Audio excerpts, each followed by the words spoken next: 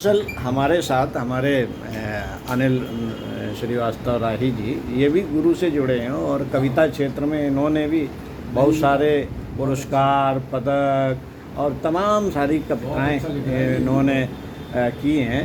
तो इनकी भी कुछ जिज्ञासा है कि आपसे वो कुछ पूछना चाहते हैं।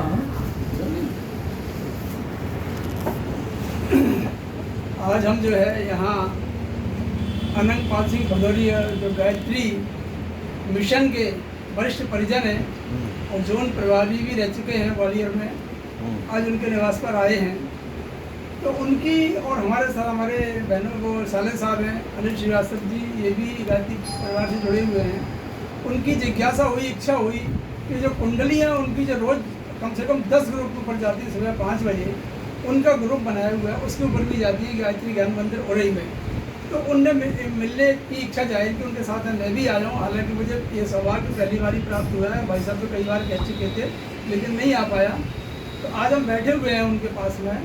तो हम भाई साहब से ये जानना चाहते हैं कि भाई साहब ऐसा कुछ हमें भी मार्गदर्शन दें कि इस गुरु के कार्य को इस आध्यात्मिक क्षेत्र में और इस लेखन के क्षेत्र में हम कैसे आगे बढ़ाएं, क्योंकि आपने तो इतना अध्ययन किया है, अब इतना अध्ययन हम नहीं कर पा रहे हैं। तो हमें ऐसा कोई टिप्स दें आप कि इतने से करने पे हमें कुछ इतनी उपलब्धि हो जाए तो हमारा जीवन सफल हो जाए। तो कृपया भाई साहब इस बारे में थोड़ा सा हमें मार्गदर्शन दें। सिर्फ गुरु के प्रति समर्पण, आप गुरु के प्रति समर्पित हो जाइए जी, बाकी काम को देख लेंगे जी।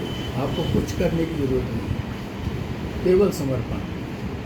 आप तो भक्ति, ज्ञान और भक्ति के बगैर ज्ञान नहीं आता और ज्ञान भी तब तक पूर्ण नहीं होता जब तक भक्ति में नहीं। इसलिए भक्ति पहले, समर्पण पहले।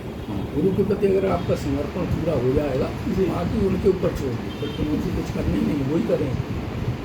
और मेरे साथ भी यही होता है, वही कर रहे हैं, मैं कुछ नहीं कर रहा। अब जी भाई साहब, जैसे कभी एक हमने प्रसंग पढ़ा था तो गुरुदेव से एक व्यक्ति ने कहा उनके आश्रम में ही, गुरुदेव आपकी उंगलियां थक जाती होंगी, इतना आप लेखन कार्य करते हैं, तो मैं आपके इस लेखन कार्य को बहुत ही अपने वो स्टेनो 10 शॉर्ट हैंड में कर दूंगा और बाद में छप जाएगी, तो आपको लिखना नहीं पड़ेगा, आप तो बोलते जाओ। तो उन्होंने कहा, बेटा मैं बोलूँगा तो तुझे जब मुझे बोलना, क्योंकि मेरे लिए तो कोई बोल रहा है, मैं तो, मेरी उंगलियां तो लेखन का काम कर रही हैं। तो भाई साहब मुझे भी ऐसा लगता है कि आप जो लिख रहे हैं ऐसी गुरु कृपा आपके ऊपर हो रही है कि गुरु जी आपको बोल रहे हैं और आप लिखते जा रहे हैं। तो क्या ये मैं इसको इसी रूप में समझूँ क्या भाई साहब? बिल्कुल बिल्कुल 100% यही है।